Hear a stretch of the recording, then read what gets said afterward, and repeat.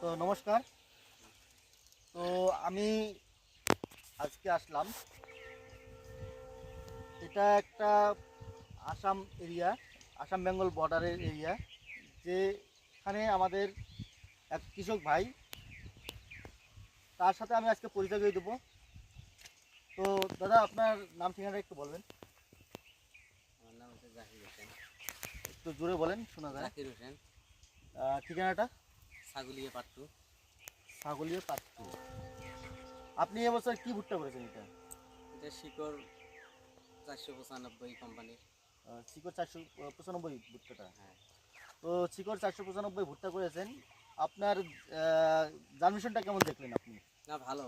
তখন থেকে বিচিতে গাছে কোনো মারি যায় নাই, কোনো ঠিক নাই, এইরকম করে গাড়ি কিছু ওইরকম করে জ্বালাই হচ্ছে।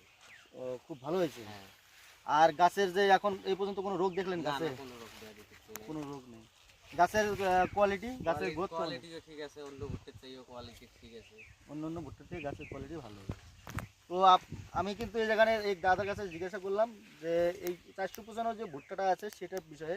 তো উনি কিন্তু আমাদের খুবই সুন্দরভাবে আমাদের উপস্থাপনা করলেন যে গাছের কিন্তু আমিও দেখতে পাচ্ছি যে এখানে কোনো রোগ নেই।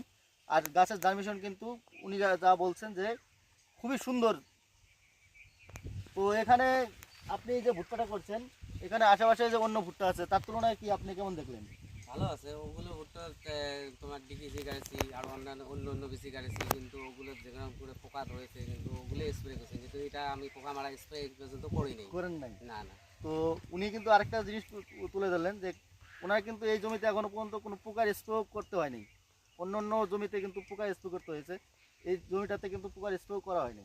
তো আপনার এত সুন্দর একটা রেজাল্ট হয়েছে, আপনি কিন্তু আরও পাশাপাশি যারা কৃষক আছে তাদেরকে কিন্তু অবশ্যই বলবেন। হ্যাঁ বলবো। তো আশা রাখে আমি আমার কথা শেষ করছি। ঠিক আছে।